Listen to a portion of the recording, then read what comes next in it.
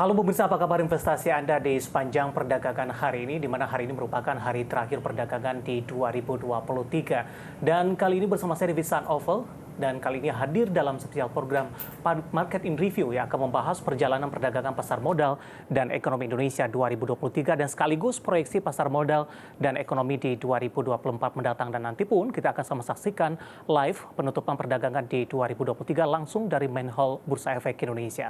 Dan pemirsa, kita jelang spesial program Market in Review selengkapnya.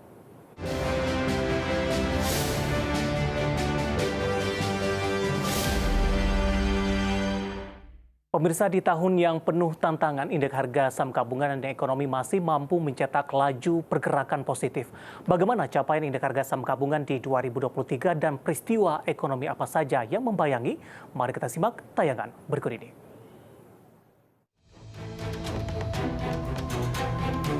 Di tengah gejolak ekonomi global, indeks harga saham gabungan menunjukkan pergerakan yang cukup dinamis sepanjang 2023.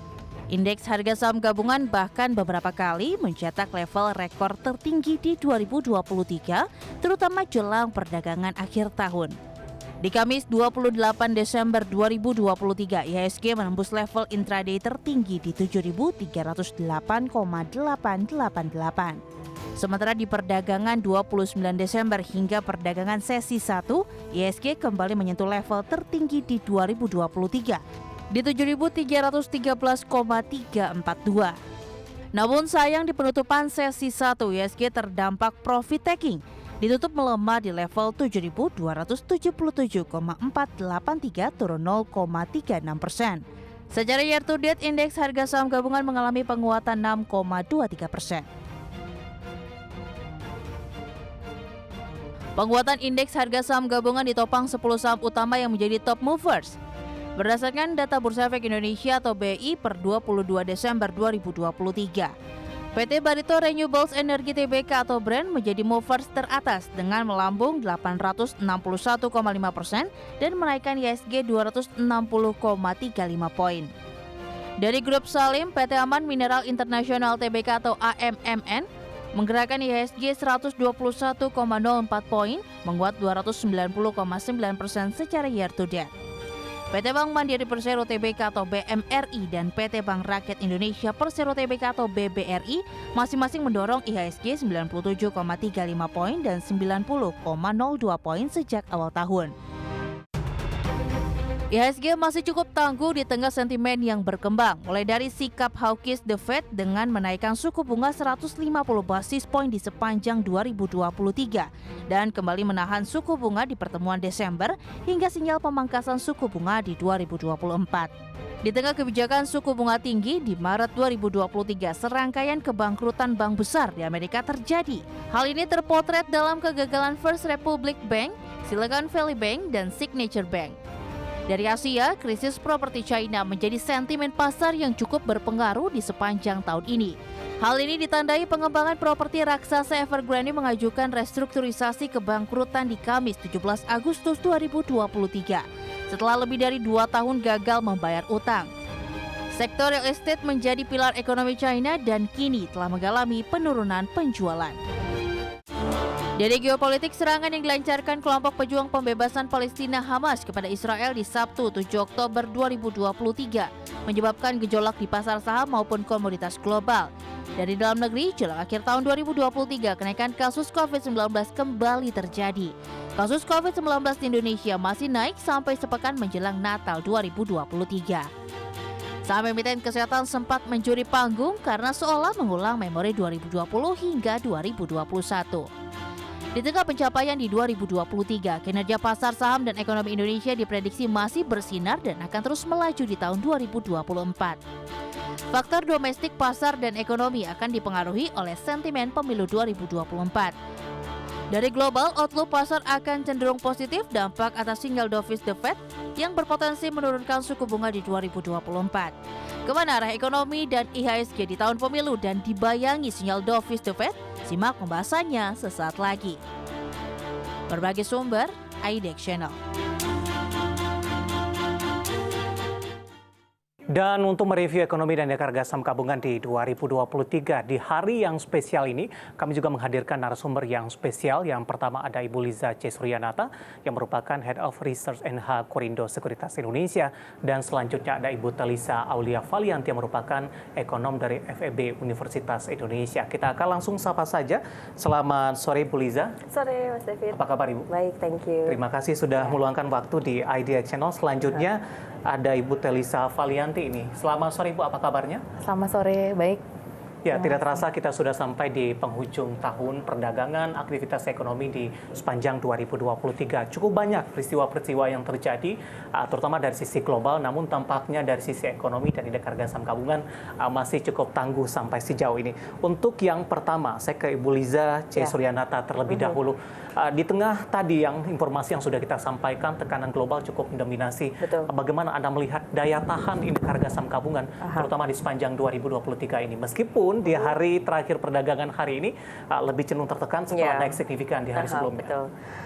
Oke, jadi kalau kita review pergerakan IHSG selama setahun ini ya, I guess kita boleh agak happy tahun ini dibanding tahun 2022. Karena di tengah karena tren kenaik suku bunga, di tengah goncangan geopolitik dunia juga, Timur Tengah, terus macam-macam sentimen global lainnya, tahun ini IHSG mampu membukukan kenaikan as per kemarin ya, kita sempat menyentuh level 7.300, itu kita bisa membukukan kenaikan 6,6% di tahun ini gitu. Ya, prestasi yang cukup oke, considering kita berada dalam trend sideways selama 2023 ini. Kalau dibandingkan dengan Dow Jones dan kawan-kawan, S&P 500 dan Nasdaq, itu mereka jauh ternyata ya, mampu membukukan kenaikannya. Bahkan juga di tengah Nasdaq yang banyak bermuatan saham-saham teknologi yang sebenarnya di skala tren The Fed menaikkan suku bunga itu sebenarnya secara teori kurang bersahabat dengan sektor teknologi, ternyata Nasdaq itu mampu naik 44% tahun ini, Mas David. So, menurut saya 2023 memang ada kejutan di pasar saham, padahal kalau boleh jujur mungkin di awal tahun atau di akhir 2022 kan kita udah agak dikhawatirkan gitu ya dengan prospek tahun ini yang resesi lah gitu, yang agak gelap lah gitu, tapi it turns out to be better than expected. Baik, selanjutnya saya beralih ke Ibu Talisa. Ibu Talisa, di sepanjang 2023, sentimen global ini sangat mendominasi, mempengaruhi perekonomian Indonesia. Ekonomi global rata-rata mengalami perlambatan, inflasi tinggi, kemudian tadi juga sampaikan suku bunga acuan The Fed juga mengalami kenaikan tinggi yang cukup signifikan. Namun, perekonomian Indonesia, kalau kita bandingkan dengan beberapa negara lainnya, masih cukup konsisten, masih cukup tangguh sampai sejauh ini. Bagaimana analisis Anda?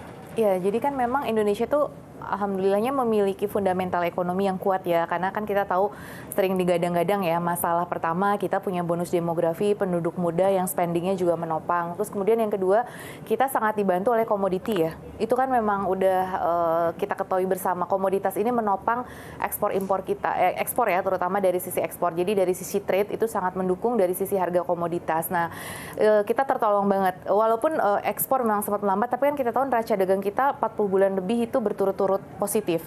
Dan kemudian yang ketiga, alhamdulillahnya juga kita punya fiskal yang sehat untuk menopang tadi kegiatan-kegiatan ekonomi masyarakat. Meskipun kinerja fiskal memang tidak semengembirakan yang kita ekspektasi, tapi tetap di situ ada peran dari fiskal juga yang menopang ya. Jadi semua itu menyebabkan, dan kemudian monetary policy kita juga relatively cukup resilient juga gitu terhadap berbagai guncangan. Kita mampu melewati badai higher for longer inilah relatively ya, meskipun masih banyak PR-PR-nya juga. Tapi jadi itu 4 hal itu dari sisi kebijakan, kemudian memang dari sisi fundamental ekonominya, dan jangan lupa bahwa Indonesia memang memiliki UMKM juga ya, di mana ketahanan UMKM itu memang ada juga gitu. Nah, itu sangat ditopang. Nah, oleh karena itu selama 2023 ya, meskipun kita masih terjebak di angka 5%, overview kita kan overall kita masih bisa mempertahankan yang 5%. Kalau dibandingkan negara lain yang di bawah itu, kita cuma kalah terutama sama India ya, yang rata-rata tuh dia di atas 6%, Philippines juga mungkin 6-7%. Nah, negara-negara lainnya rata-rata di bawah 5 ya kecenderungannya. Jadi artinya, tapi kita harus tetap tidak boleh puas dengan capaian itu, karena sebenarnya kalau kita terus 5, kita nanti akan middle income trap ya, nggak bisa keluar. Kan harusnya katanya Indonesia kalau mau keluar keluar dari middle income trap harus 7% minimal gitu. Nah itu yang mungkin jadi PR, artinya kita cukup baik, tapi ya PR ke depan untuk terus mendorong keluar dari middle income trap tetap harus gitu. Yang cukup menjadi perhatian juga ini Bu Telisa adalah kebijakan dari Bank Sentral The Fed ini. Tidak hanya Indonesia, beberapa negara global juga ikut terdampak. Nah, bagaimana Anda melihat di sepanjang 2023 kebijakan kenaikan suku bunga The Fed meskipun di akhir tahun ini tetap mempertahankan posisinya dan ada mensinyalkan akan dovish di 2024 mendatang? Betul.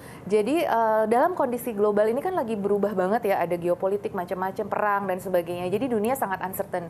Dalam kondisi uncertain itu memang safe haven menjadi makin kuat, yaitu adalah satu-satunya adalah ya US Treasury Bond gitu, US Treasury Bills. Nah, oleh karena itu kan memang orang larinya flight to quality to US. Jadi kita sempat menghadapi guncangan itu ya.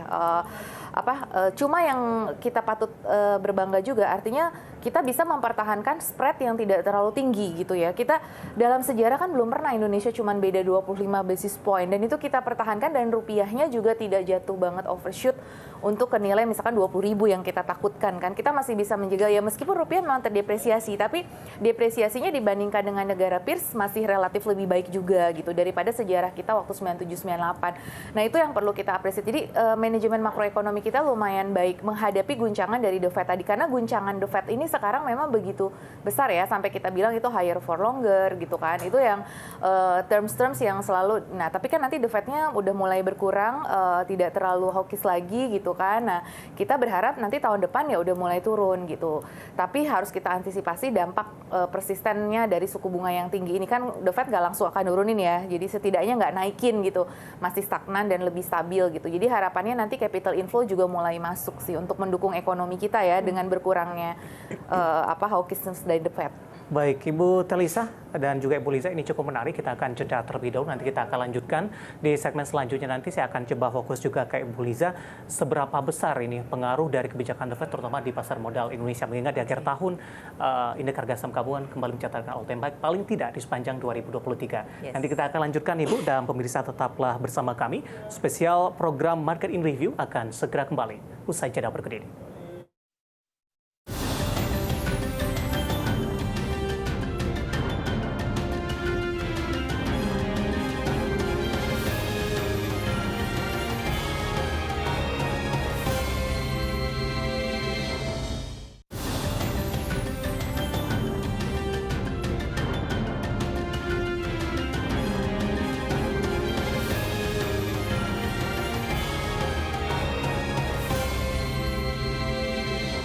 Pemirsa, di sepanjang 2023, Bank Indonesia menaikkan suku bunga acuan beberapa kali hingga ke level 6%. Meskipun bukan sebagai acuan utama, Bank Indonesia terbuka untuk menurunkan suku bunga acuan di semester kedua di 2024 seiring sinyal dovish dari The Fed. Suku bunga acuan Bank Indonesia atau BI Rate telah mencapai tingkat tertinggi dalam 4,5 tahun terakhir. Sepanjang 2023, Bank Indonesia menaikkan suku bunga acuan beberapa kali hingga ke level 6%. Terbaru dalam rapat Dewan Gubernur di Desember 2023, Bank Indonesia menutup tahun 2023 dengan mempertahankan suku bunga acuan di 6%. Gubernur Bank Indonesia Peri Warjio menyampaikan keputusan mempertahankan suku bunga acuan ini konsisten dengan fokus kebijakan moneter yang pro-stability.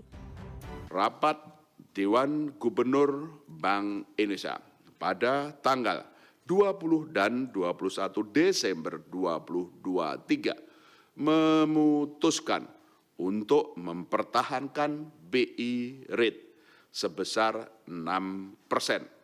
Suku bunga deposit facility juga tetap sebesar 5,25% dan suku bunga lending facility sebesar 6,75%. Sebagaimana diketahui, terhitung mulai 21 Desember 2023, Bank Indonesia menggunakan nama BI Rate sebagai suku bunga kebijakan menggantikan BI 7-day reverse repo rate untuk memperkuat komunikasi kebijakan moneter. Tidak hanya mempertahankan BI Rate, Bank Indonesia juga memberi sinyal penurunan BI Rate akan dilakukan di semester kedua 2024. Penurunan suku bunga The Fed yang diperkirakan terbuka di semester kedua 2024 menjadi salah satu faktor pertimbangan, namun bukan sebagai acuan utama. Dalam hal ini, BI akan melihat perkembangan laju inflasi dan pergerakan nilai tukar rupiah. Sementara dari global, masih berlanjutnya ketegangan geopolitik, pelemahan ekonomi China, masih tingginya suku bunga kebijakan moneter di negara maju tetap harus diwaspadai. Berbagai sumber, IDEX Channel. Pemirsa, masih di spesial program Market in Review dan kita masih berbincang bersama dengan Ibu Liza C. Suryanata dan juga Ibu Telisa Aulia Valianti. Baik, Ibu-Ibu, kita akan lanjutkan kembali. Tadi sudah sempat membahas dari sisi The Fed dan pengaruhnya terhadap makroekonomi Indonesia. Nah, selanjutnya saya ke Ibu Liza ini. Tampaknya kebijakan The Fed di sepanjang 2023 ini juga memberikan andil, bisa dikatakan andil utama mungkin ini, terhadap pergerakan indeks harga saham gabungan dan juga keputusan dari investor dalam mengambil keputusan investasi. Seperti apa Anda melihat? Memang sangat berpengaruh sekali ya, karena kebijakan moneter dari Amerika itu seolah memang dijadikan tonggak mercusuar gitu untuk pergerakan pasar keuangan global. Efeknya ke stock market tentunya karena suku bunga itu sendiri ya akhirnya akan meningkatkan yield obligasi, juga meningkatkan nilai tukar USD. Dan akhirnya membuat minat di aset beresiko itu turun gitu ya. Jadi ketika lagi banyak uncertainty seperti tadi Ibu Telisa katakan, maka orang akan cenderung flight ke safe haven gitu ya. Nah, salah satunya adalah US Treasury atau gold salah satunya. Nah, jadi aset beresiko seperti saham ini agak di drop dulu minatnya. Makanya kita tahun 2023 nggak kemana-mana secara IHSG, tapi di akhirannya ternyata kita setelah The Fed-nya itu mulai menunjukkan gejala-gejala dovish, mereka tahan suku bunga 3 kali ya, mereka mulai pause. Nah, ketika baru mulai pause itu aja, market udah mulai berasa bullishnya balik lagi gitu. Jadi sudah para analis ekonom juga udah mulai istilahnya overthinking ke depannya gitu ya. Tahun depan bahkan sudah ada house yang memperkirakan bahwa The Fed sepertinya akan memotong 3 kali secepat-cepatnya di bulan Maret. Ini peluangnya makin tambah besar nih ya, menurut survei. Sudah ada peluang di atas 70%. 3 kali sebesar 25 bips each-nya, yaitu di bulan Maret, Mei, and June. Terus kemudian mereka potong sedikit-sedikit bertahap sampai di tahun 2025 itu bisa mencapai 3,25% sampai 3,5%. Nah, sekarang kan ada di 5,25 sampai 5,5%. Berarti mereka berusaha nurunin 200 bips gitu ya. Nah, kalau itu bisa kejadian, maka ini akan memberikan booster yang sangat bullish kepada stock market. Baik, saya balik lagi ke Ibu Telisa ini. Dari The Fed kita akan coba melihat dari kebijakan suku bunga dari dalam negeri ini. Terakhir, tadi dengan informasi yang sudah disampaikan, Bank Indonesia ada membuka peluang juga ini untuk menurunkan suku bunga paling tidak di semester pertama di 2024. Bagaimana Anda melihat, Ibu Telisa, ketika kebijakan The Fed keluar, dirilis begitu, Anda melihat respon dari Bank Indonesia seperti apa? Apakah ini memberikan respon yang cukup baik dan kebijakan-kebijakan selama ini cukup untuk menenangkan pasar dan menjaga perekonomian Indonesia secara keseluruhan? Ya, tadi seperti yang disampaikan Mas David ya, juga yang berhubungan dengan Bu Lisa tadi ya, bahwa sudah ada ekspektasi bahwa The Fed akan menurunkan. Kan BI itu juga selalu forward looking ya, biasanya kan ahead of the curve, preemptive gitu kan, smart street. Jadi juga selain dari ahead of the curve juga data dependent, melihat data-data juga tadi disebutkan ya. Jadi itu yang BI selalu nyatakan. Nah, kalau kita lihat bagaimana BI ke depan nanti di 2024, tadi tentunya keputusan The Fed udah mulai ada ekspektasi ya. Karena BI itu biasanya menjangkarkan berdasarkan ekspektasi. Nah, ketika sudah ada ekspektasi bahwa akan diturunkan, nah itu peluang kita untuk menurunkan itu ada dengan catatan. 1, kalau saya melihat kondisi politik stabil. Itu prasyarat utama yang harus, karena kan tahun politik ya. Jadi pastinya BI akan melihat juga, kenapa? Karena tahun politik itu akan impact-nya ke inflasi. ya. Jadi kalau misalkan pemilu damai dan lain sebagainya itu sesuai dengan harapan kita, semua menjaga pemilu dengan damai, harga-harga stabil. Nah, kalau harga stabil, peluang BI untuk menurunkan itu semakin besar, untuk menurunkan suku bunga karena mengikuti inflasi. Teori dari Taylor Rule kan suku bunga itu akan berubah kalau inflasi juga berubah, itu yang dijaga. Terus kemudian yang kedua, performance pertumbuhan ekonomi. Kalau pertumbuhan ekonominya sesuai dengan target BI, ya BI pun makin bisa ya menyesuaikan dari suku bunganya tadi. Dan yang ketiga ada bagaimana tadi interest rate differential itu mempengaruhi capital inflow. Jadi kalau misalkan tadi udah ada ekspektasi dari market akan banyak yang memberi saham kita, terus kemudian kita juga ada narasi growth yang bisa kita tawarkan kepada para investor. Nah, itu kan duit akan balik ke Indonesia ya, itu capital inflow. Nah, capital inflow rupiah kita stable. Nah, itu benar baru BI bisa menurunkan tadi. Ya at least nggak menaikkan. Dan nanti kalau biasanya ada lag ya 1 bulan, biasanya after the Fed nurunin atau ini BI akan nurunin seperti itu kan. Dan tapi lihat juga mungkin beberapa indikator VIX, CDX, harga minyak dan seterusnya. Perangnya seperti apa trennya. Tapi ya karena tadi ya ada dataset juga yang menjadi informasi. Tapi itu 3 hal utama yang diperhatikan. Nah, in cases itu ya kita berharap ada peluang karena BI menyampaikan bahwa kebijakan moneter tetap pro stability. Sedangkan kebijakan makroprudensial pro growth. Jadi yang dimainkan 2 sisi itu. Kalau moneternya memang lebih ke arah stability. Jadi untuk mencapai stability itu BI akan menyesuaikan seperti itu. Baik, dari sisi kebijakan suku bunga, baik dari The Fed ataupun Bank Indonesia, Ibu Telisa dan juga Ibu Liza. Untuk Ibu Telisa ini, beberapa indikator lainnya juga menjadi perhatian dari para investor ini. Perlambatan ekonomi Tiongkok begitu, kemudian perang dari Israel dan Palestina yang berdampak kepada dari sisi komoditas.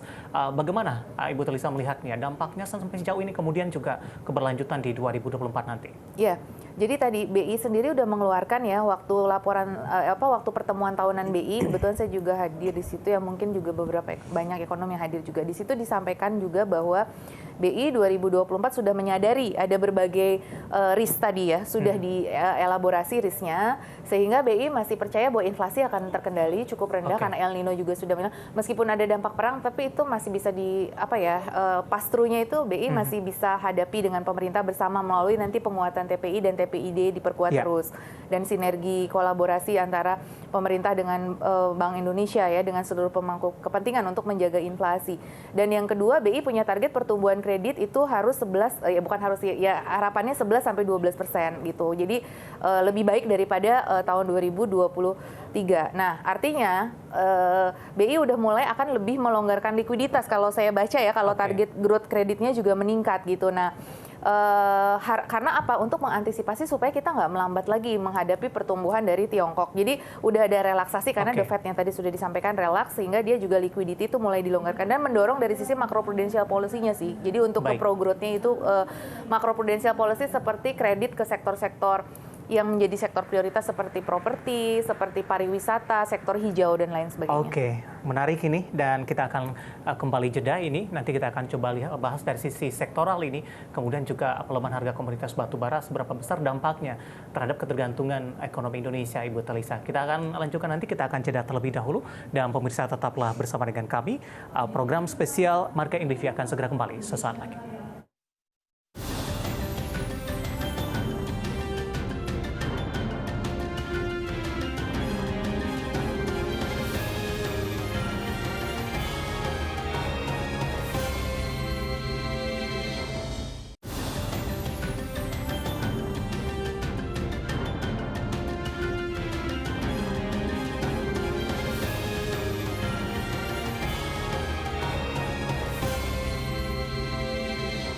Terima kasih untuk Anda yang masih bergabung bersama dengan kami di spesial program Market in Review. Dan sebelum kita lanjutkan perbincangan pemirsa, saya akan coba bergabung dengan rekan saya Fajar Wayong langsung dari Main Hall Bursa Efek Indonesia untuk melihat bagaimana perkembangan sejauh ini kegiatan penutupan perdagangan di tahun 2023. Silakan Fajar.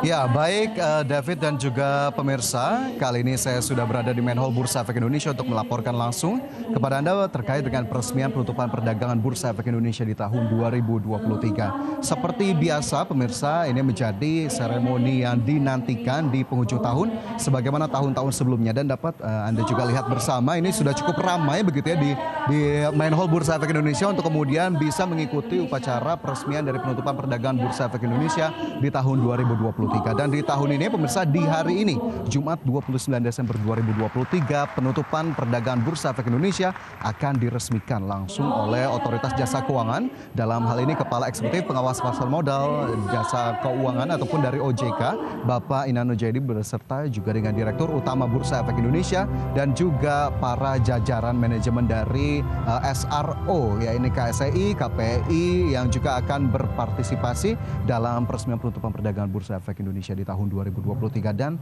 pemirsa, jika kita mengulas sedikit terkait dengan pasar modal Indonesia di tahun 2023, pemirsa, tentunya cukup banyak dinamika yang terjadi, di mana memang kita lihat ini perjalanannya sejak awal tahun hingga akhir tahun ini tentunya menjadi hal yang patut kita banggakan. Dan seperti yang juga dapat Anda lihat pemirsa, ini sudah terdengar begitu ya speech dari Direktur Utama Bursa Efek Indonesia Bapak Iman Rahman, dan langsung saja kita saksikan bersama. Pengawas Perbankan OJK RI, Bapak Ogi Prastomiono, Kepala Eksekutif Pengawasan Perasuransian, Penjaminan dan Dana Pensiun OJK RI, Ibu Frederika Widyasari Dewi, Kepala Eksekutif Pengawas Perilaku Usaha, Jasa Keuangan, Edukasi dan Perlindungan Konsumen OJK RI, Ibu Sofia Isabella Watimena, Ketua Komite Dewan Audit OJK RI, Bapak Agusman, Kepala Eksekutif Pengawas Lembaga Pembiayaan, Perusahaan Modal Ventura, Lembaga Keuangan Mikro, dan Lembaga Jasa Keuangan lainnya OJK RI, Bapak Hasan Fauzi, Kepala Eksekutif Pengawas Inovasi Teknologi Sektor Keuangan, Aset Keuangan Digital dan Aset Kripto OJK RI, para pejabat OJK di bidang pasar modal, Direksi Anggota Bursa, Direksi Perusahaan Tercatat, para pengurus asosiasi di lingkungan pasar modal Indonesia, rekan-rekan komisaris dan direksi SRO, komisaris dan direksi anak usaha SRO, serta Bapak Ibu stakeholder pasar modal Indonesia. Perkenankan saya atas nama Bursa Efek Indonesia mengucapkan selamat datang dan menyampaikan ucapan terima kasih yang sebesar-besarnya atas partisipasi Ibu dan Bapak dalam acara penutupan perdagangan Bursa Efek Indonesia tahun 2023. Acara pada hari ini merupakan bentuk penghargaan dan apresiasi kami terhadap seluruh dukungan dan kontribusi segenap stakeholders dalam membangun pasar modal Indonesia dalam mencapai pasar modal yang maju dan berprestasi. Bapak dan Ibu hadirin yang saya hormati, alhamdulillah kita semua dapat melewati tahun 2023 ini dengan baik, meski dihadapkan dengan berbagai skenario yang kompleks dan penuh tantangan. Saat ini dengan dukungan OJK, SRO dan seluruh stakeholders pasar modal Indonesia, BI telah bertransformasi menjadi bursa dengan multi aset melalui berbagai produk berbasis ekuitas, surat utang, hingga unit karbon. Dari segi ekuitas saham, meski IHSG bergerak secara fluktuatif, pada akhir tahun 2023, IHSG mulai bergerak kembali ke zona positif dengan diikuti pertumbuhan nilai kapitalisasi pasar yang meningkat lebih dari 24% atau setara lebih dari 760 miliar US dollar. Bahkan rekor kapitalisasi tertinggi berhasil diraih pada tahun ini, yakni pada tanggal 28 Desember 2023 dengan nilai mencapai 11.762 triliun rupiah. Optimisme besar juga terlihat dari maraknya sejumlah perusahaan yang melakukan IPO di tahun ini. Hal ini terlihat dari 79 perusahaan baru yang tercatat pada perdagangan tahun 2023. Atau merupakan jumlah IPO tahunan tertinggi sepanjang sejarah dan merupakan pertumbuhan tertinggi dibandingkan beberapa bursa global lainnya di ASEAN. Berdasarkan EY Global IPO Trends 2023, BI berada pada peringkat ke-6 dalam jumlah IPO dan peringkat ke-9 dalam hal fundraise secara global. Bapak, Ibu hadirin yang saya hormati, turut kami laporkan pula bahwa pasar modal Indonesia saat ini memiliki lebih dari 12 juta investor yang telah memberikan kepercayaannya untuk terus berinvestasi di pasar modal Indonesia. Satu hal yang menjadi perhatian dan membanggakan adalah 79% diantaranya merupakan investor retail berusia di bawah 40 tahun. Keyakinan investor institusi domestik untuk menanamkan investasinya kembali terlihat dalam kontribusi perdagangan hariannya yang telah kembali berada pada kisaran 30%. Seiring meningkatnya partisipasi investor di pasar modal Indonesia, tentunya menjadi perhatian kami juga untuk terus meningkatkan aktivitas sosialisasi dan edukasi kepada masyarakat. Kami mencatat sedikitnya telah berlangsung lebih dari 18.000 kegiatan edukasi dengan jumlah peserta mencapai lebih dari 3,1 juta orang sepanjang 2023. Tentunya kegiatan ini akan terus kami gerakkan melalui berbagai kanal distribusi kami. Bapak, Ibu hadirin yang saya hormati, dapat kami laporkan juga sepanjang tahun 2023, BI bersama SRO dengan dukungan OJK dan seluruh stakeholder pasar modal telah berhasil meluncurkan sejumlah layanan untuk mencapai 3 fokus utama BI, yaitu perlindungan investor, pendalaman pasar, serta sinergi dan konektivitas regional. Hal ini meliputi inisiatif yang terkait dengan normalisasi kebijakan terkait perdagangan, peluncuran produk dan layanan baru seperti papan pemantauan khusus dan 2 indeks baru sebagai acuan investasi, inisiatif terkait ESG seperti penilaian ESG risk rating BI yang mendapat skor low risk, serta peluncuran bursa karbon yang telah mencatatkan lebih dari 1,7 juta ton setara CO2 dengan nilai transaksi mencapai lebih dari 30 miliar hingga akhir tahun 2023. Pada pertengahan Juli 2023, BI juga telah meluncurkan IDX Mobile yang saat ini telah diunggah oleh lebih dari 100.000 user. Tahun 2023 juga menjadi tahun peluncuran kampanye baru kami, yaitu Aku Investor Saham yang resmi diluncurkan pada tanggal 10 Agustus 2023. Semua pencapaian ini merupakan hasil kerja keras dan kontribusi dari seluruh stakeholder di sektor keuangan Indonesia. Kami meyakini sinergi yang baik ini akan terus menjadi fondasi utama dalam menghadapi berbagai skenario tantangan ke depan yang tidak mudah. Sekali lagi, apresiasi kami yang sebesar-besarnya atas kehadiran Bapak dan Ibu seluruh pelaku industri jasa keuangan di Indonesia. Semoga seluruh capaian positif ini dapat bermanfaat tidak hanya bagi kemajuan pasar modal, namun juga bagi stabilitas dan pertumbuhan ekonomi Indonesia ke depannya. Demikian yang dapat kami sampaikan. Mau pantun atau enggak nih? Enggak usah ya. Kita pakai pantun aja ya Pak Indarno izin. Langit indah megah berwarna jingga. Sekumpulan awan lembut berbaris memberi hangat. Terima kasih kami untuk dukungan Bapak Ibu semua di 2023. Mari kita sambut tahun 2024 dengan optimisme dan penuh semangat. Terima kasih. Wabillahi taufiq wal hidayah. Wassalamualaikum warahmatullahi wabarakatuh.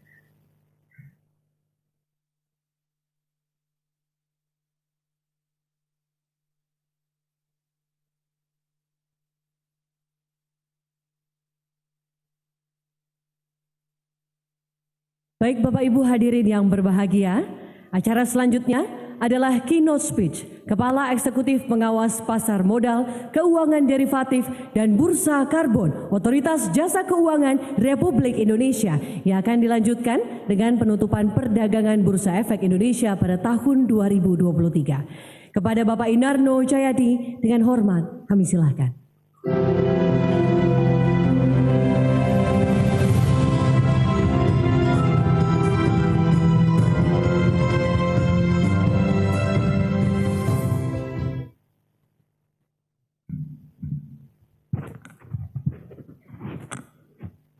Senang ADK-nya lengkap semuanya. Alhamdulillah. Tepuk tangan. Bismillahirrahmanirrahim. Assalamualaikum warahmatullahi wabarakatuh. Selamat siang, salam sejahtera bagi kita semua. Om Swastiastu, Namo Buddhaya, salam kebajikan. Yang saya hormati anggota Dewan Komisioner OJK, Bapak Dian Ediana Rey, Bapak Ogi Prastomiono, Ibu Frederika Widyasari Dewi, Ibu Sofia Isabella Watimena, serta Bapak Agusman dan juga Bapak Hasan Fauzi. Para Deputi Komisioner, Kepala Departemen, Direktur, dan rekan-rekan OJK yang saya hormati, para Direksi dan Komisaris Bursa Efek Indonesia, PT Clearing Penjaminan Efek Indonesia, dan juga PT Custodian Central Efek Indonesia, Bapak Iman Rahman beserta jajaran, Bapak Iding Pardi, Bapak Samsu Hidayat beserta jajaran, dan tentunya komut-komut Pak John Prastyo, ya tadi Pak John ada, Pak Nur Rahman, Pak Ronald Waas, dan juga serta Pak Fuad Rahmani yang saya hormati. Tentunya juga para pengurus asosiasi ya di industri pasar modal, para direksi anggota bursa, emiten, dan juga para pelaku industri pasar modal lainnya, serta Bapak Ibu hadirin, rekan-rekan media, dan juga seluruh insan pasar modal yang berbahagia. Pertama-tama marilah kita panjatkan puji syukur kehadirat Allah Subhanahu wa Ta'ala yang telah memberikan kesehatan, rahmat, karunia sehingga kita semua bisa hadir di sini pada acara penutupan kegiatan perdagangan Bursa Efek Indonesia di tahun 2023. Dalam 1 tahun perjalanan pasar modal Indonesia, kita telah melihat berbagai capaian yang telah ditoreh di tengah berbagai tantangan dan yang terus membayangi. Mulai dari tingginya suku bunga Bank Sentral Global dan juga pengetatan kebijakan moneter di sejumlah negara maju, peningkatan inflasi di berbagai negara, konflik geopolitik yang terus bergejolak di Eropa, bahkan di kuartal ketiga kemarin sudah merambah ke Timur Tengah, yaitu Israel dan Palestina, serta terakhir adalah momentum persiapan tahun politik domestik. Namun demikian, berkat sinergi, kolaborasi, dan juga kerjasama yang kuat dari seluruh pemangku kepentingan di industri pasar modal Indonesia, pada akhirnya kita mampu menghadapi berbagai tantangan tersebut dan terus mengukir berbagai capaian positif di tahun 2023. Bapak, Ibu, serta para hadirin yang saya hormati, menyinggung sedikit kilas balik kondisi pasar modal Indonesia di sepanjang tahun 2023. Saya mencatat banyak sekali dinamika yang terjadi, baik yang berdampak positif maupun negatif bagi kinerja pasar modal kita. Dari sisi kinerja, di kuartal 1 dan 2 tahun 2023 ini, indeks harga saham gabungan sempat mengalami tekanan dengan volatilitas yang cukup tinggi, hingga sempat menyentuh titik terendah di angka 6.565,73 poin. Namun demikian, seiring dengan membaiknya pertumbuhan ekonomi nasional di triwulan 1 dan juga triwulan 2 yang mencapai lebih dari 5%, kinerja indeks harga saham gabungan pun kembali mengalami pertumbuhan positif pada November 2023. Kondisi bullish ini terus berlanjut hingga kemarin. Indeks harga saham gabungan ditutup cukup tinggi pada posisi 7.303,89. Tepuk tangan buat kita semuanya. Pertumbuhan indeks harga saham gabungan kita sepanjang tahun 2023 juga berhasil mencatat kinerja yang positif sebesar 6,62% year to date, tertinggi kedua di kawasan ASEAN setelah Vietnam yang mencapai 12,10% year to date. Nilai kapitalisasi pasar saham juga mencatatkan beberapa kali all-time high. Per 28 Desember 2023 kemarin, nilai kapitalisasi pasar saham kembali tercatat sebesar 11.762 triliun, tumbuh 23,82% year to date dibanding tahun 2022. Nilai kapitalisasi pasar saham Indonesia saat ini masih menjadi yang tertinggi di bursa saham kawasan ASEAN. Tepuk tangan sekali lagi. Sementara itu, dari sisi penghimpunan dana di pasar modal melalui penawaran umum juga terus meningkat. Sampai 28 Desember 2023, OJK telah merilis surat pernyataan efektif atas pernyataan pendaftaran dalam rangka penawaran umum untuk 211 penawaran umum dengan total keseluruhan nilai hasil penawaran umum sebesar 247,06 triliun. Ya. Dari jumlah tersebut, 74 diantaranya adalah emiten baru, baik saham maupun EBOS. Penghimpunan dana SCF, ya, Securities Crowdfunding, juga terus bertambah. SCF telah berhasil dimanfaatkan oleh 493 pelaku UKM dengan total yang dihimpun sebesar 1,042 triliun, ya. Jadi sudah menembus 1 triliun dari 167.788 pemodal melalui 16 platform penyelenggara SCF. Dari sisi jumlah SID, per 28 Desember 2023 tercatat sebanyak 12,16 juta atau meningkat hampir 5 kali lipat dalam 4 tahun terakhir.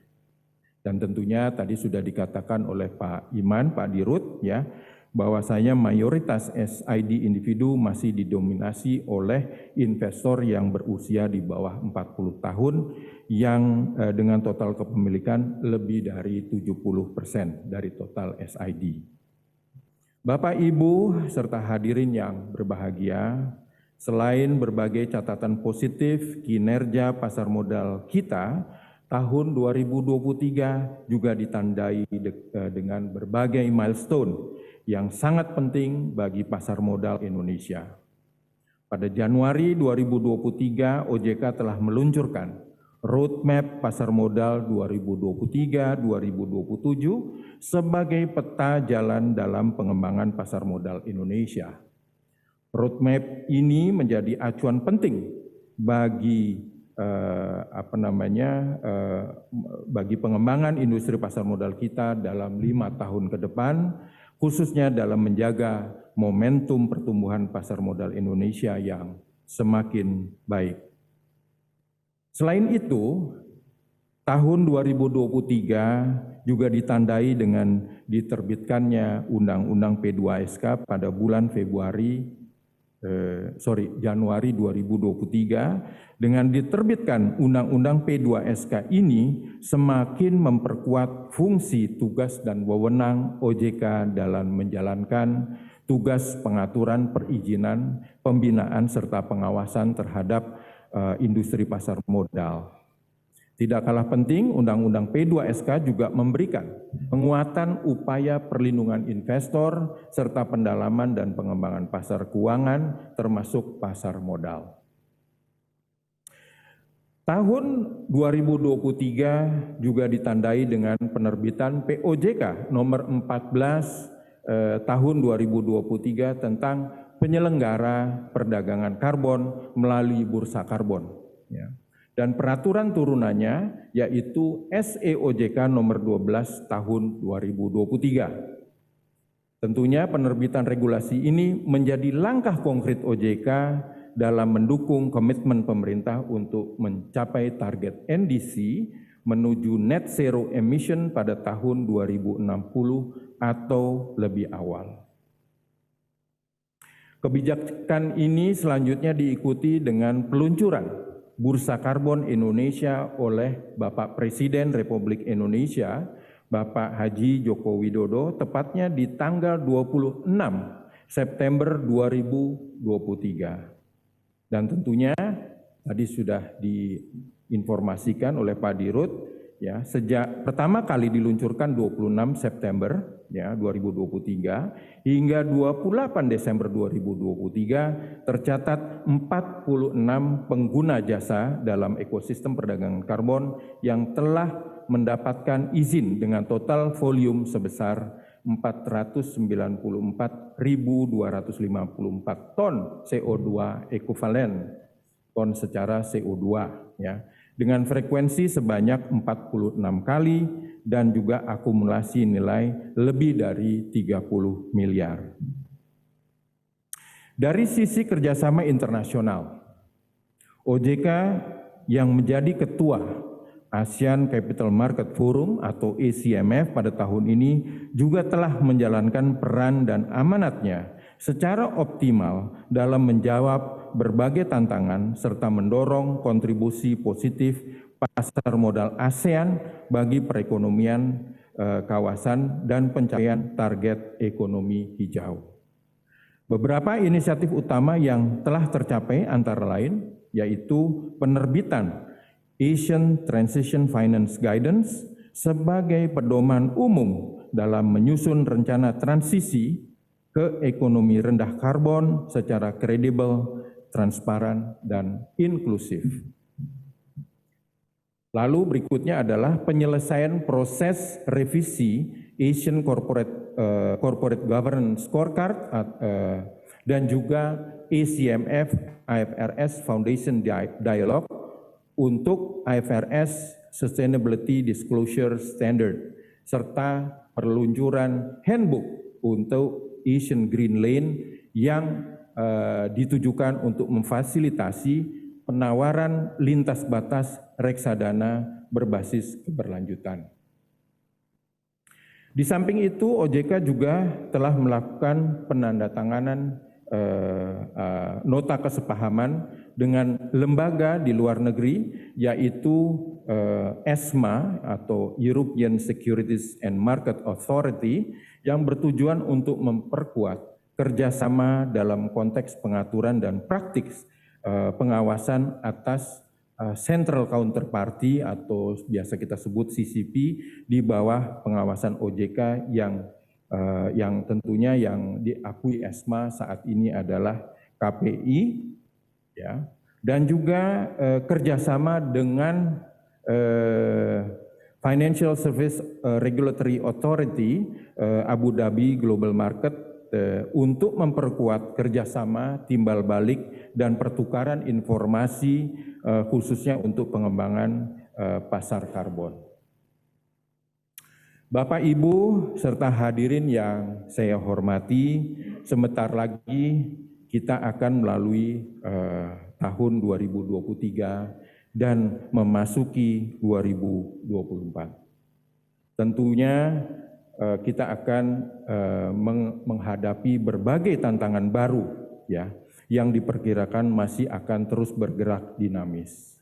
Tahun 2024 nanti juga akan ditandai dengan pelaksanaan Pesta Demokrasi Indonesia melalui pemilihan umum. Saya optimis kita akan mampu melewati dan mengantisipasi berbagai tantangan tersebut dengan baik, serta akan terus menoreh berbagai catatan positif ke depan. Di tahun 2024 sendiri, OJK telah menyiapkan berbagai program prioritas yang diarahkan tidak hanya untuk pengembangan pasar, namun juga peningkatan perlindungan investor. Beberapa di antaranya adalah sebagai berikut.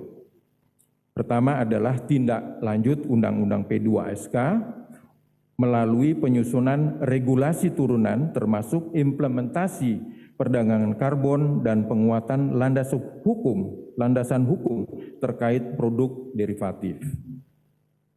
Peningkatan cakupan perlindungan dana perlindungan pemodal atau DPP, reksadana, dan layanan urun dana atau SCF serta revisi POJK SCF. Penyusunan peraturan terkait pemberian insentif pada e-bus berlandasan keberlanjutan, peningkatan kualitas pengelolaan investasi melalui pengaturan ranking atau rating reksadana, serta revisi POJK transaksi margin dan liquidity provider untuk meningkatkan likuiditas transaksi, dan berbagai program prioritas ini tentunya tidak dapat kita capai tanpa dukungan seluruh pemangku kepentingan di pasar modal Indonesia. Oleh karena itu, dalam kesempatan yang istimewa ini, kami menghimbau agar kita dapat terus menjaga sinergi yang baik di antara regulator, pelaku industri, dan seluruh pemangku kepentingan di pasar modal Indonesia, guna mewujudkan pasar modal yang mampu mendorong perekonomian nasional untuk Indonesia maju dan pembangunan berkelanjutan. Demikian sambutan kami dalam penutupan perdagangan Bursa Efek Indonesia 2023. Semoga di tahun depan kita dapat mencapai kinerja yang lebih baik dan optimal. Sekali lagi, bravo pasar modal Indonesia. Mohon Bapak Inarno. Belum selesai. Dan tentunya karena tadi Pak Iman itu membuat suatu pantun, saya juga nggak mau kalah. Tapi saya minta ya cakepnya lebih keras lah daripada Pak Iman ya. Pergi liburan ke Yogyakarta. Beli anting, cincin dan gelang. Marilah jaga performance kita. Menuju pasar modal penuh gemilang. Terima kasih. Wassalamualaikum warahmatullahi wabarakatuh. Baik, mohon Pak Inarno untuk tetap di atas panggung. Oke. Bapak dan Ibu, mari kita bersama-sama selanjutnya akan melakukan prosesi penutupan perdagangan di tahun 2023. Turut pula kami mengundang untuk bergabung ke atas panggung seluruh jajaran anggota Dewan Komisioner dan Deputi Komisioner Otoritas Jasa Keuangan, Direktur Utama Bursa Efek Indonesia didampingi Direktur Utama PT Clearing Penjaminan Efek Indonesia dan Direktur Utama PT Kustodian Sentral Efek Indonesia.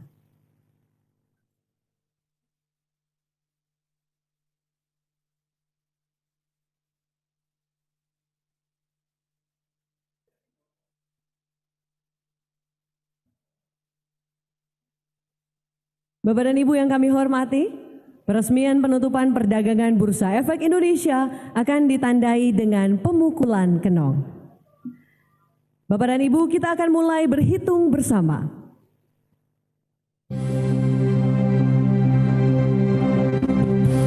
Kita akan sama-sama berhitung dari hitungan ke-10.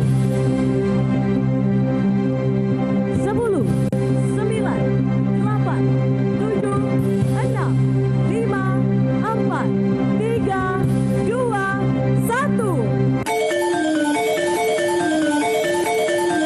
Dan perdagangan Bursa Efek Indonesia tahun 2023 telah resmi ditutup oleh Kepala Eksekutif Pengawas Pasar Modal, Keuangan Derivatif, dan Bursa Karbon OJK. Sekali lagi, mari kita berikan aplaus yang meriah.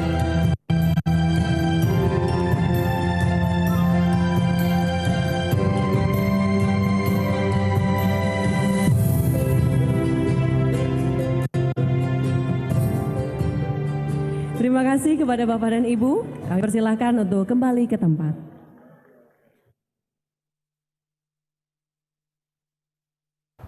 Cek.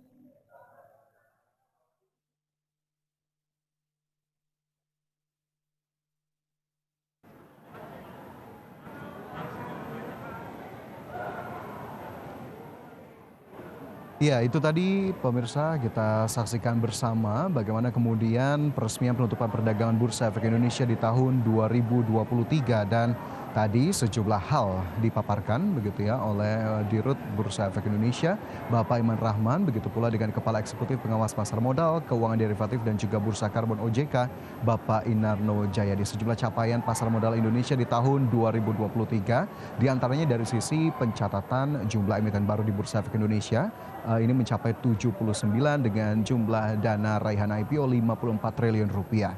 Pertumbuhan investor pasar modal Indonesia juga tak kalah membanggakan pemirsa, 17,6% dibandingkan Desember tahun 2022 lalu, di mana pada tahun 2023 jumlah investor pasar modal Indonesia sudah mencapai 12,1 juta dibandingkan di Desember 22 lalu di angka 10 juta investor. Dan juga semarak juga tak hanya terlihat dari pasar saham pemirsa, di mana dari pasar obligasi juga ini menunjukkan hal serupa, di mana salah satunya dari SBN Retail yang memang cukup digandrungi generasi muda sebagai salah satu pilihan investasi, di mana dari sisi SBN Retail sendiri ini mampu menggalang dana lebih dari 140 triliun rupiah dalam 7 seri penerbitan SBN Retail, sehingga memang jika kita lihat ini cukup senada antara pergerakan di pasar saham maupun pasar obligasi, begitu juga dengan pasar reksadana, dan ini tentunya menjadi capaian positif lagi-lagi untuk pasar modal Indonesia. Dan kita harapkan memang upaya-upaya yang berkelanjutan untuk terus mendorong pasar modal Indonesia bisa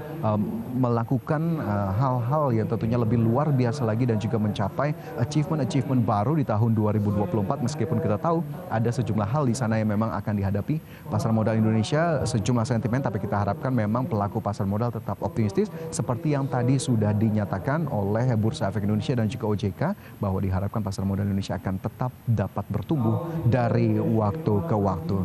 Demikian David, kembali ke Anda di studio. Terima kasih Fajar Wayong atas laporannya langsung dari Menhol Bursa Efek Indonesia. Dan pemirsa, saya akan sampaikan posisi penutupan indeks harga saham gabungan di hari terakhir perdagangan di 2023 ini, di mana indeks harga saham gabungan masih bergerak atau ditutup di zona merah di 0,43%, pelemahannya di level 7.272,797. Level tertinggi hari ini di 7.313,342, dan ini juga merupakan level tertinggi di sepanjang tahun 2023. Langsung saja kita ke grafis yang pertama, pemirsa. Saya akan sampaikan beberapa data perdagangan lainnya yang berhasil dihimpun oleh tim redaksi kami. Kita ke grafis rotasi pergerakan sektoral di hari terakhir perdagangan di 2023. Dapat Anda saksikan juga di layar televisi Anda, pemirsa. Teknologi memimpin penguatan di 0,68%, kemudian sektor kesehatan juga menguat di 0,55%, transportasi dan logistik tertekan cukup dalam di 1,06%, dan properti juga melemah di 0,74%. Dapat Anda saksikan juga grafis di layar televisi Anda, pemirsa, rotasi pergerakan sektoral di penutupan sesi kedua di hari terakhir perdagangan 2023. Kita beralih ke grafis selanjutnya, kita akan coba lihat saham-saham yang mengalami penguatan signifikan di penutupan sesi kedua hari ini. Yang pertama adalah film, ditutup menguat di 5,60% di level 3.960. Perbankan Big Cap ada BBNI juga menguat di 0,47% di 5.375. Ada Astra International juga menguat di 0,89% di level 5.650. Aman Mineral menguat signifikan di 3,15% di 6.550. Kita beralih ke grafis selanjutnya, saham-saham yang hari ini menjadi pemberat untuk indeks harga saham gabungan. Yang pertama ada TPIA, tertekan di 5.250, BMRI juga melemah di 6.050, Adaro juga tertekan di 2.380, sementara Antam juga melemah di 1.705. Ya, itu dia updatean perdagangan di hari terakhir perdagangan di 2023, dan semoga bisa menjadi referensi untuk Anda, terutama dalam menghadapi perdagangan di tahun 2024, tepatnya di pekan depan. Kita akan jeda kembali dan tetaplah bersama kami di spesial program Market in Review. Nanti kita akan coba ulas bagaimana proyeksi perdagangan dan juga proyeksi ekonomi Indonesia di tahun 2024 mendatang. Dan pemirsa, kami akan segera kembali sesaat lagi.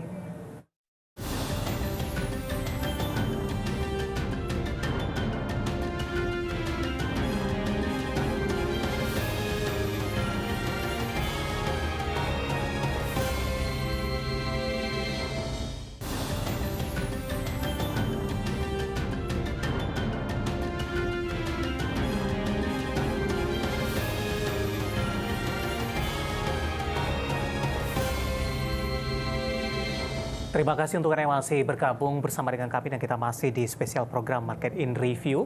Langsung saja saya ke Ibu Liza. Ibu Liza, tadi posisi penutupan Bu tampaknya tidak mampu mempertahankan di 7.300-an ini, di 7.272.797. Bagaimana Anda melihat posisi penutupan ini mungkin dari sisi target dan juga proyeksi untuk indeks harga saham gabungan di 2024? Oke, kalau dari target secara dari kantor saya, dari NH Korindo ini sebenarnya sudah tercapai karena we're being pretty konservatif untuk tahun ini. Jadi 7150, 7200 sudah tercapai. Sebelumnya kita anggap tahun ini sudah cukup ditutup dengan baik begitu. Nah, untuk ke depannya tahun 2024 menurut kami masih banyak pertimbangan nih ya Mas David, karena tahun politik akan dimulai. Terus kemudian juga kalau misalkan sudah ditentukan presidennya siapa, masih akan ada jeda waktu sekitar 10 bulan sebelum tongkat kepemimpinannya itu benar-benar dioper gitu ya. So again saya being konservatif juga, dan lagi juga melihat apakah langkah dovish the Fed ini akan benar-benar diterapkan sesuai perkiraan kita saat ini. So mungkin kalau misalkan tahun depan kita tambah sekitar 5% lagi, karena di satu sisi juga saya cenderung lebih bullish daripada tahun ini. Baik, apakah Anda melihat ada terjadi perimbangan tidak Bu ketika para pelaku pasar masih wait and see terkait dengan pemilu ini? Dikatakan kalau pemilunya 1 putaran atau 2 putaran, apakah ini juga mempengaruhi tidak? Sangat mempengaruhi. Jadi menurut perkiraan para analis, kalau pemilu ini bisa dijalankan 1 putaran, this is going to be very bullish for the market. Tapi melihat adanya 3 pasangan paslon, so being realistic, so I think kayaknya sih bakalan yang ada 2 putaran gitu ya. Apalagi kan kalau menurut survei sekarang ini tingkat popularitas dari ketiga paslon itu cenderung merata, nggak ada yang satu agak terlalu melonjol atau gimana gitu. Ya. Kalau dari net flow asing justru kita melihat mulai sekarang ini mulai masuk gitu. Dan perfect timing sekali di bulan Desember ini ketika ketika the Fed itu mulai kelihatan dovishnya, dan juga historically memang 3 bulan sebelum pemilu itu adalah saatnya bursa mendaki, dan memang jumlah inflow asing ke market itu paling besar di bulan Desember ini ya. Oke. Masih banyak pertimbangannya, and I think foreign fund juga melihatnya demikian. Baik, saya beralih ke Ibu Telisa terkait dengan tahun pemilu Ibu, dan ini juga berkaitan dengan proyeksi ekonomi di 2024 mendatang. Bagaimana Anda melihat kontribusi dari kegiatan pemilu terhadap perekonomian Indonesia kalau kita bandingkan juga dengan kegiatan-kegiatan pemilu di tahun-tahun sebelumnya? Ya, jadi kegiatan pemilu itu agak berbeda ya dahulu dan sekarang. Jadi kalau biasanya kan kegiatan pemilu itu impactnya terutama ke kegiatan konsumsi ya, yang berkaitan dengan konsumsi. Kalau investasi kan biasanya agak wait and see. Jadi satu-satunya yang diharapkan dari dampak pemilu itu melalui jalur konsumsi dan government spending, 2 itu ya, dari C dan G ya, itu variabelnya. Nah, kalau dari sisi konsumsi rumah tangga dengan adanya bansos biasanya yang banyak ya menjelang pemilu, dan juga mungkin pembagian dana-dana oleh para paslon itu juga akan mendorong konsumsi. Itu yang pertama. Terus kemudian yang kedua, dari sisi government spendingnya sendiri, itu kan memang pemerintah sudah mengalokasikan 74 triliun ya untuk kegiatan pemilu ini. Jadi otomatis juga harusnya kalau dia untuk produk-produk domestik itu bisa meng-create multiplier effect juga. Cuma memang kalau dari hitungan kami sih biasanya nggak lebih dari 0,1 ya, atau jadi misalkan kalau misalkan 5,1 gitu, dampaknya itu ya 5,2 aja gitu, menaikkan 0,1 aja gitu maksimum, at maksimum. Jadi nah kalau dulu itu bisa lebih tinggi karena apa? Karena kegiatan pemilunya kan banyak offline. Kalau sekarang kan medsos, online tuh juga yang diutamakan ya. Jadi tidak terlalu ya, kegiatan-kegiatan ada tapi kan terbatas. Apalagi sekarang dana-dana pemilu itu kan semakin harus traceable, harus governance. Jadi kan otomatis nggak bisa jor-joran juga, sumbernya harus lebih diketahui dan seterusnya. Jadi kalau itu dijalankan kan otomatis mungkin nggak begitu besar juga gitu. Itu yang menyebabkan kenapa agak berbeda dampak pemilu. Tapi harapannya sih tetap positif gitu ya, dari sisi konsumsi tadi dan dari government spending. Kita akan jeda kembali, nanti kita akan lanjutkan, dan pemirsa spesial program Market in Review akan segera kembali sesaat lagi.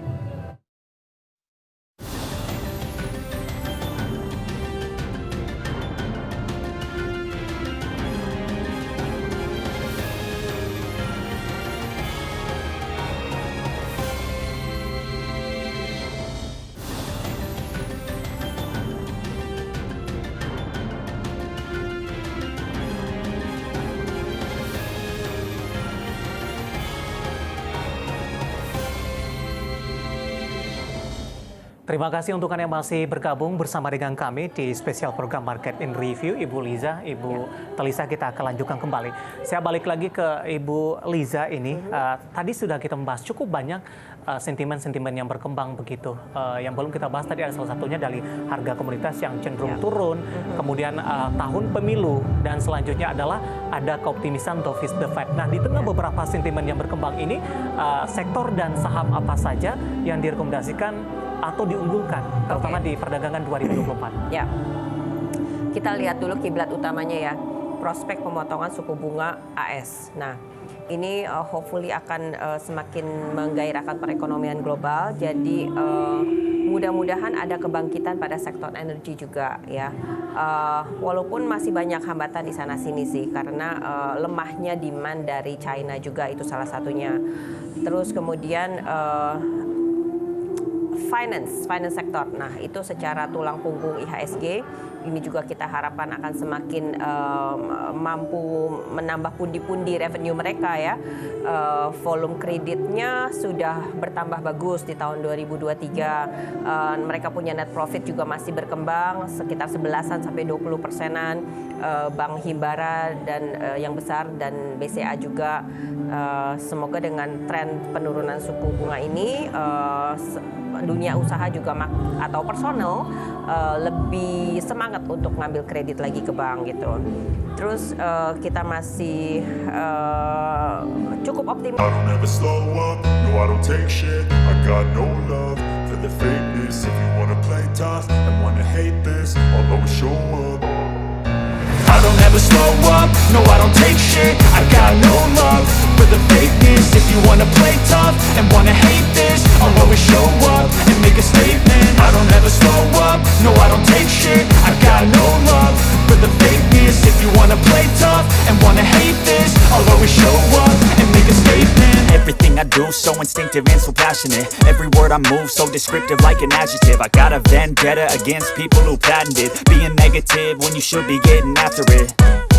I got facts over tracks, this and that. Spitting slow, spitting fast. I could roast, I could gas. Think I'm okay at last, but I don't know if that can erase all the past. And the pettiness, a reflection of the emptiness. Hilarious, you think you're worth my time, you're delirious. Mysterious, because you hide behind a fake exterior. Inferior, you know I'll always be a bit superior. Get off of me, this ain't no humble brag. I want you to hear words, you can say them back. I want you to feel free from the chains at last, and to believe in what you got, it was built to last, yeah.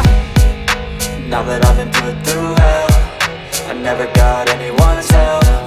I had to do it all myself. I don't ever slow up, no I don't take shit. I got no love for the fakeness. If you wanna play tough and wanna hate this, I'll always show up and make a statement. I don't ever slow up, no I don't take shit. I got no love for the fakeness. If you wanna play tough and wanna hate this, I'll always show up and make a statement. Gonna learn the consequence of being incompetent. Mental health is confidence, dreams and some honestness. I'm not here to save the day, that's for you to take away. I could play a million mind games, but instead I say something not illogical, something that is topical. Rub it on and watch it go, make yourself unstoppable. Dreams are irresponsible, but they're always possible. If you just believe, you could be so remarkable. Thoughts in my head, a collage and they spread. I'll be great one day, going. Apa namanya?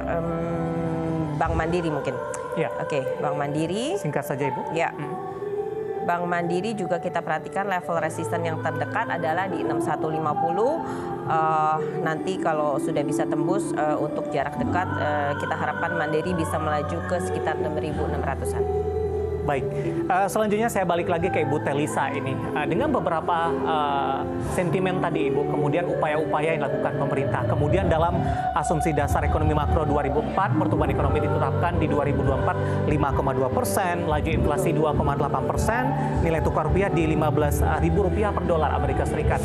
Bagaimana Anda melihat posisi dari asumsi dasar ekonomi kalau kita lihat dengan perkembangan yang ada sekarang, terutama untuk tahun 2024 mendatang? Kalau tadi memang pemerintah biasanya punya asumsi yang cenderung optimis ya dari angka 5,2. Tapi kalau kami sendiri dari sisi peneliti melihat downside risk ini kita agak sulit 5,2 ya, karena challenge 2024 juga tidak lebih rendah dari 2023. Selain daripada The Fed yang lebih relaks ya, tapi kan uncertainty belakangan juga meningkat karena pertumbuhan ekonomi Cina itu melambat dan kita itu memang sangat relate banget sama pertumbuhan Cina. Jadi kami sendiri masih melihat bahwa 5 sampai 5,1 itu lebih realistik ya daripada 5,2 sampai 5,3. Nah, untuk inflasi sendiri memang harapannya menghilangnya El Nino itu nanti harga pangan menjadi lebih stabil ya, dan kemudian oil prices kalau nggak ada perang yang signifikan dalam arti bahwa ya konflik bisa lebih ada gencatan senjata, terus kemudian Rusia Ukraina masih stabil kepada harga gas dan seterusnya, itu kita harapkan sih inflasi memang kan target Bank Indonesia dan pemerintah di 2,5 plus minus 1, jadi paling tinggi 3,5, itu kan artinya lebih rendah karena dampak El Nino sudah menghilang. Ya itu tergantung tadi ya, apakah ada shock-shock lagi nanti terhadap inflasi dari sisi terutama harga komoditas. Tapi asumsi dengan dunia melambat ya harusnya sih inflasi memang lebih cenderung terkendali ya. Tapi tadi catatannya kondisi keamanan domestik harus stabil di era pemilu. Itu yang dari sisi inflasi resiko yang harus diwaspadai itu adalah dari sisi pemilu tadi ya, terutama keamanan. Nah terus kemudian yang ketiga tadi nilai tukar ya. Nilai tukar rupiah memang dikatakan akan kembali lebih kuat dari 15.000 karena sudah The Fed-nya sudah tidak hawkish tadi atau sudah mulai dovish. Itu apabila itu memang asumsi itu ya harusnya rupiah menguat dan kemudian juga capital inflow terjaga gitu. Itu sih yang kalau bicara 3 asumsi tadi ya terhadap perekonomian 2024 nanti. Baik, terakhir singkat saja Ibu Telisah, harga komoditas kita yang terus mengalami penurunan terutama dari batu bara. Betul. Kita ekonomi Indonesia masih sangat bergantung dengan komoditas. Apakah untuk tahun depan ini akan memberikan dampak yang cukup signifikan tidak Bu? Iya, ya kemungkinan teorinya surplus neraca dagang akan tipis, tapi kita masih optimis itu akan tetap surplus karena tadi ya meskipun batu bara masih stagnan memang betul, dan kemudian juga CPO itu ada harapan di satu sisi ya, di agriculture ada harapan, tapi kalau di energi untuk batu bara memang itu ya diproyeksikan akan melambat karena Cinanya sendiri memang sedang mengalami perlambatan demand gitu kan. Nah kemudian dari sisi, tapi harapan kita kan ada nikel, besi baja dan lain sebagainya ya, harapannya itu juga masih bisa menopang karena ada India juga di satu sisi yang kita harapkan bisa boosting demand seperti itu. Jadi overall sih, dan kemudian jangan lupa kita ada hilirisasi. Nah harapannya hilirisasi ini ekspor manufaktur kita bisa menutupi ekspor mentah kita yang lebih sensitif tadi terhadap perubahan harga komoditas. Overall seperti itu. Jadi tetap kita harapkan positif, tapi yang harus kita genjot adalah ekspor untuk industri manufaktur dan hilirisasinya supaya itu betul-betul berdampak dan bisa memitigasi dampak perlambatan ekonomi Cina ataupun konflik dan perang yang terjadi. Baik, waktu kita cukup terbatas Ibu Telisah dan Ibu Liza, dan semoga yang kita bahas tadi bisa menjadi referensi bagi pemirsa IDX Channel terutama dalam menghadapi dan mengambil keputusan investasi di tahun 2024 mendatang. Terima kasih Ibu Telisah, Ibu Liza. Sehat selalu Ibu. Sama-sama. Baik, terima kasih pemirsa, dan pembahasan tadi tampaknya sekaligus mengakhiri kebersamaan kita di spesial program Market in Review kali ini, dan semoga bisa menjadi referensi untuk Anda. Akhirnya saya David Sanovel dan seluruur pekerja yang bertugas mengucapkan terima kasih dan maju terus pasar modal Indonesia. Thank you. Terima kasih.